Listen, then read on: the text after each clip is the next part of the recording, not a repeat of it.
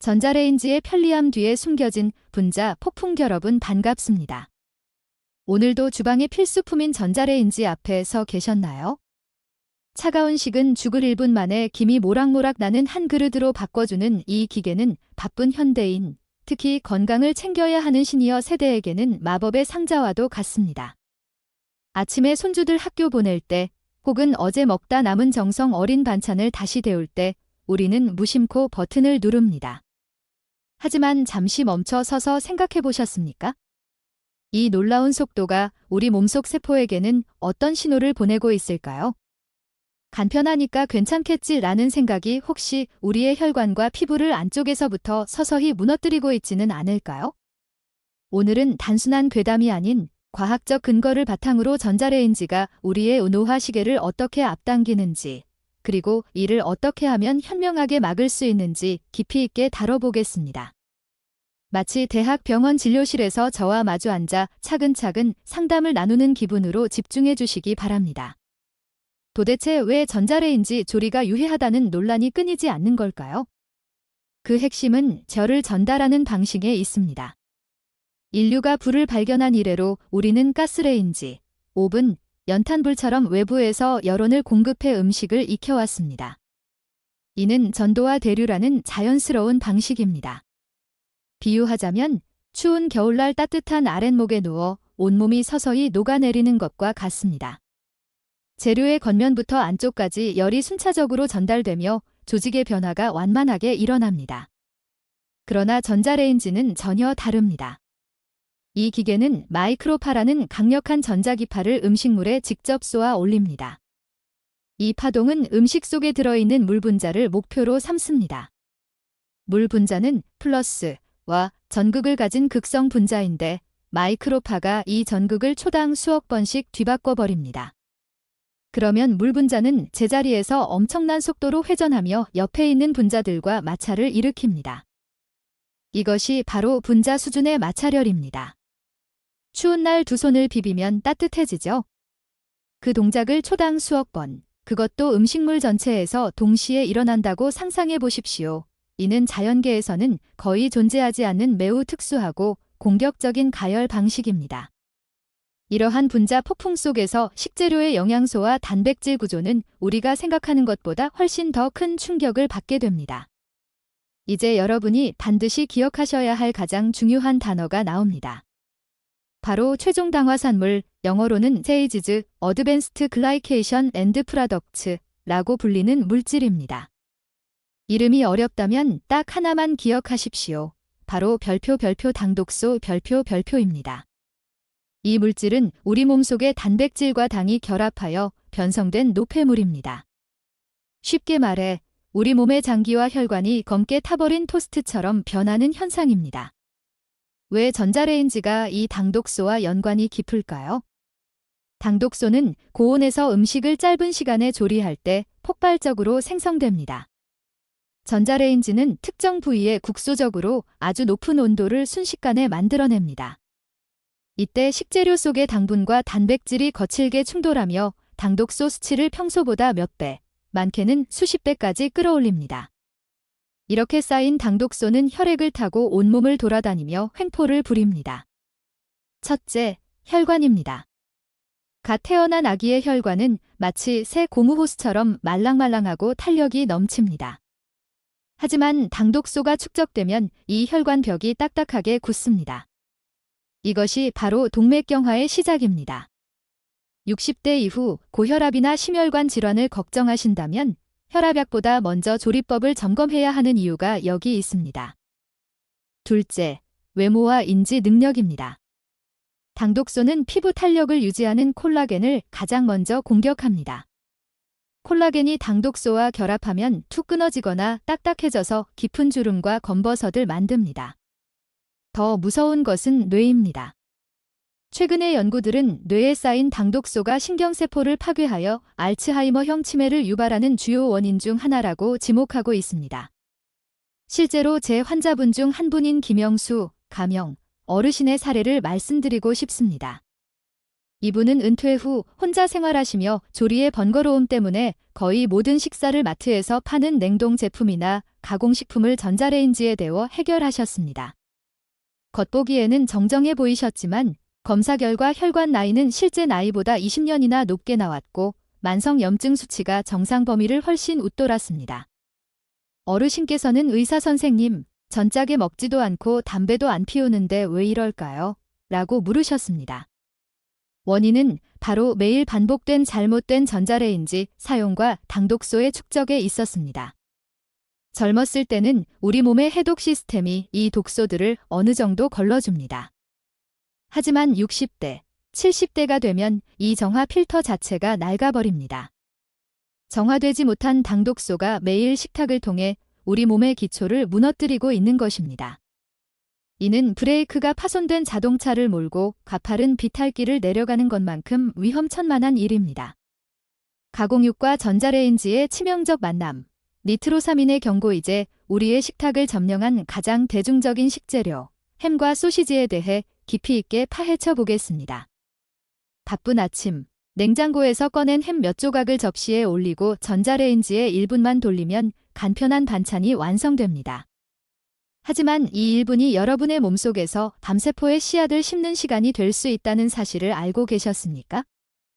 시중에서 판매되는 대부분의 가공육은 먹음직스러운 분홍빛을 유지하고 유통기한을 늘리기 위해 나질산나트륨이라는 발색제이자 보존제를 첨가합니다.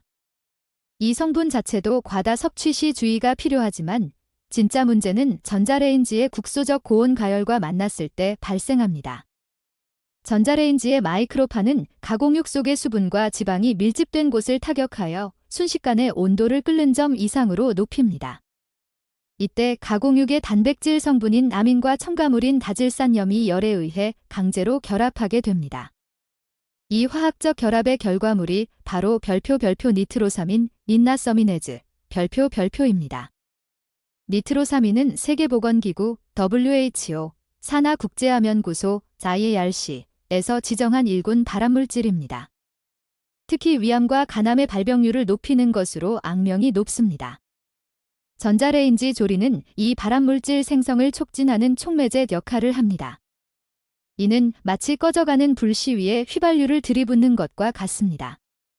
특히 세포 재생 능력이 급격히 떨어지는 60대 이후의 시니어들에게 이러한 미세한 독소의 반복적인 섭취는 신체 방어벽을 허무는 치명적인 일격이 될 수 있습니다. 그럼 평생 햄을 먹지 말라는 건가요? 라고 물으실 수 있습니다. 대답은 조리법만 바꿔도 훨씬 안전해진다 집니다. 가공육을 드셔야 한다면 귀찮더라도 물을 활용하십시오. 끓는 물에 2에서 3분간 데쳐내는 과정만으로도 아질산나트륨과 나트륨 성분의 상당 부분이 물로 빠져나갑니다. 만약 구운 맛을 포기할 수 없다면 데쳐낸 후 약한 불에서 천천히 구우십시오. 이 작은 수고가 여러분의 위와 간을 지키는 가장 강력한 방패가 됩니다. 우리는 한국인입니다. 밥은 우리 삶의 근간이죠. 남은 밥을 냉동실에 넣었다가 데워 먹는 것은 아주 현명한 보관법입니다. 하지만 오늘 제가 경고드리고 싶은 것은 별표 식탁 위에 방치되었던 밥 별표입니다. 어제 밥솥 전원을 꺼두었는데 날씨도 선선하니 괜찮겠지 라는 생각. 오늘부터는 절대 금물입니다. 밥이 실온에서 서서히 식어가는 과정은 별표 바실러스 세레우스, 버실러스 시리어스, 별표라는 식중독균에게 최고의 파티 장소를 제공하는 것과 같습니다. 이 균의 무서운 점은 두 가지입니다. 첫째, 포자를 형성하여 열에 매우 강합니다. 둘째, 이 균이 증식하면서 내뿜는 독소는 전자레인지로 아무리 뜨겁게 데워도 파괴되지 않습니다. 많은 시니어분들이 배탈이 나면 어제 먹은 게 조금 상했나 하고 가볍게 넘기시곤 합니다. 하지만 고령층에게 식중독으로 인한 구토와 설사는 단순한 배탈이 아닙니다. 급격한 탈수는 전해질 불균형을 초래하고 이는 심장 부정맥이나 신부전으로 이어지는 도화선이 될 수 있습니다. 밥은 무조건 갓 지었을 때 소분하여 냉동 보관하십시오.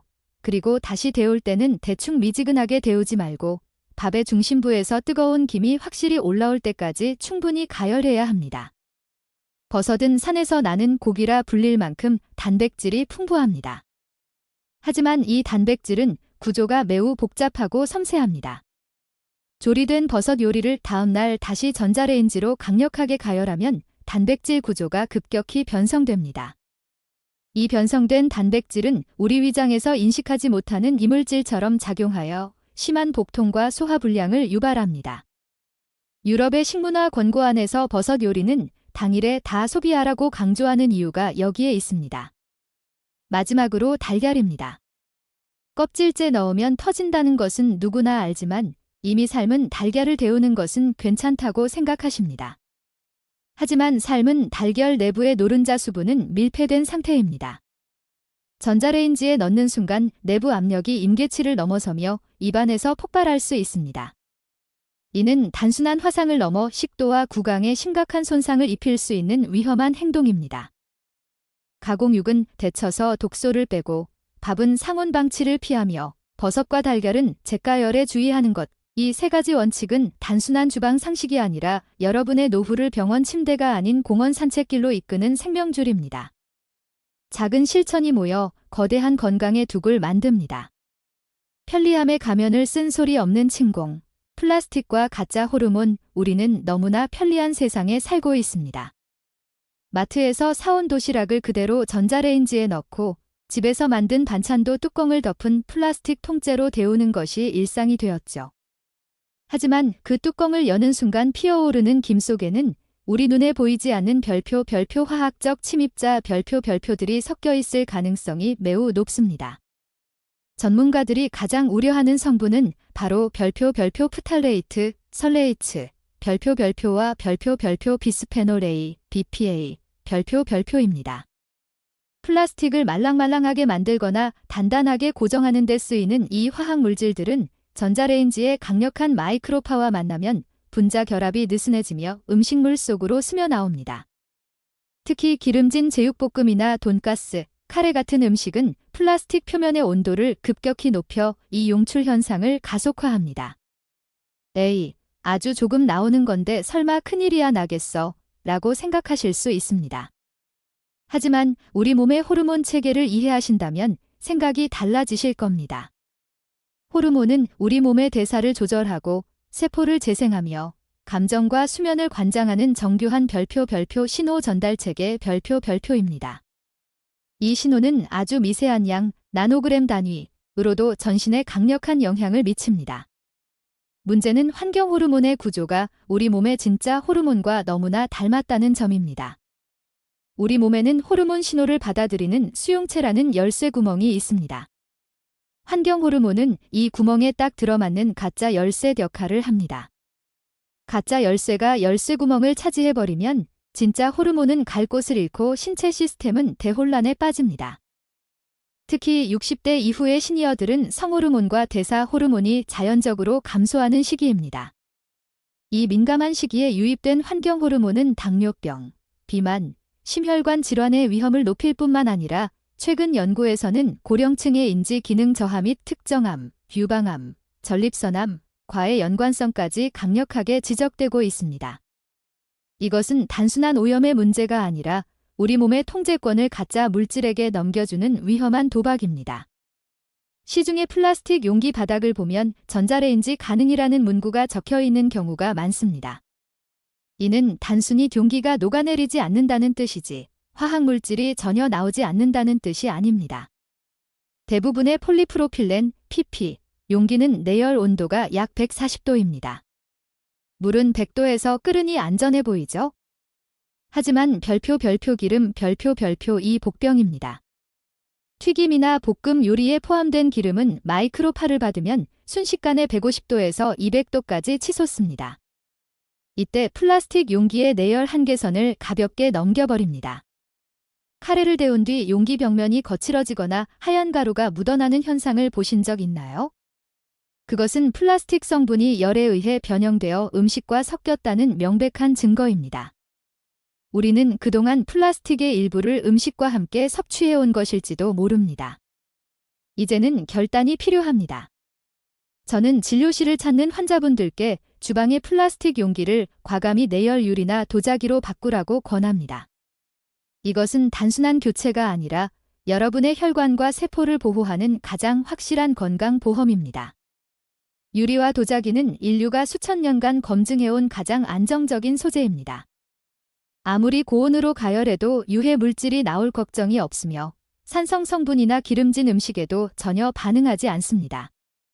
냄새가 배지 않고 세척이 간편하며 무엇보다 투명한 유리 용기에 담긴 음식은 시각적으로도 정갈하여 식사의 즐거움을 더해줍니다. 용기를 바꾸는 것만큼 중요한 마지막 디테일이 있습니다. 바로 랩입니다. 많은 분이 수분이 날아가는 것을 막기 위해 랩을 씌우는데 이때 랩이 음식물에 직접 닿지 않게 하십시오. 랩의 성분 역시 고온의 기름과 만나면 녹아 나올 수 있습니다.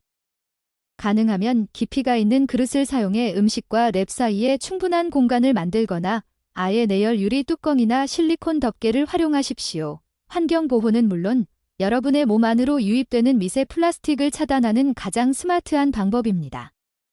단 몇 초의 번거로움이 쌓여 5년 뒤, 10년 뒤 여러분의 건강 수치를 바꿉니다. 오늘 저녁 주방 찬장을 한번 열어보십시오.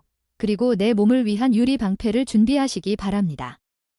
장수를 돕는 황금 도구, 전자레인지로 극대화하는 채소의 영양이제 분위기를 완전히 바꿔보겠습니다.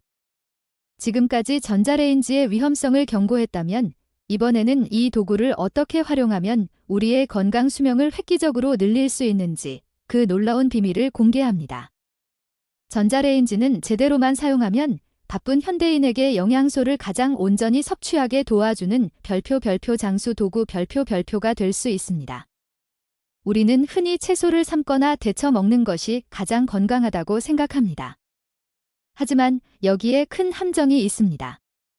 우리가 꼭 섭취해야 할 비타민C나 B군 같은 수용성 비타민은 물에 잘 녹고 열에 매우 약합니다. 브로콜리나 시금치를 끓는 물에 3분만 데쳐도 그 귀한 비타민C의 절반 이상이 물속으로 빠져나가 버립니다. 우리는 영양분이 다 빠져나간 찌꺼기만 먹고 있는 셈이죠. 이럴 때 전자레인지가 구원투수가 됩니다. 손질한 채소를 내열 유리 용기에 넣고 물을 한 큰술 정도만 뿌린 뒤 뚜껑을 살짝 덮어 짧게 가열하십시오. 이 방법은 물을 거의 사용하지 않는 저수분 조리와 같아서 비타민C의 손실을 최소화합니다. 전자레인지의 마이크로파는 채소 내부의 수분을 진동시켜 순식간에 익히기 때문에 영양소 파괴를 막고 채소 본연의 식감과 풍미를 그대로 살려줍니다. 특히 시니어 세대에게 강력히 추천하는 식재료는 토마토입니다. 토마토에는 혈관 노화를 막고 전립선 건강에 도움을 주는 강력한 항산화 성분인 리코펜이 풍부합니다. 하지만 생토마토를 그냥 드시면 리코펜 흡수율이 매우 낮습니다. 리코펜이 단단한 식물 세포벽 안에 갇혀 있기 때문입니다. 이 단단한 세포벽을 가장 효과적으로 허물어주는 것이 바로 전자레인지의 열입니다. 토마토를 유리 용기에 담아 2에서 3분간 가열하면 세포벽이 부드러워지며 리코펜이 밖으로 쏟아져 나옵니다. 이때 체내 흡수율은 생으로 먹을 때보다 약 3배에서 4배까지 증가합니다. 여기에 올리브유를 소량 첨가하면 흡수율이 더욱 극대화됩니다. 냄비로 조리하면 시간이 오래 걸리지만 전자레인지를 사용하면 몇 분이면 충분합니다. 호박이나 당근 같은 뿌리채소 역시 전자레인지와 궁합이 좋습니다.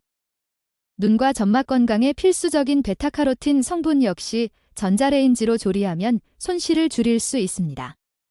또한 전자레인지는 채소 내부의 수분을 날려보내 단맛을 더욱 응축시켜줍니다. 의사로서 시니어분들께 단호박을 전자레인지로 조리하시라고 강력히 권해드리는 또 다른 이유는 바로 안전성 별표입니다.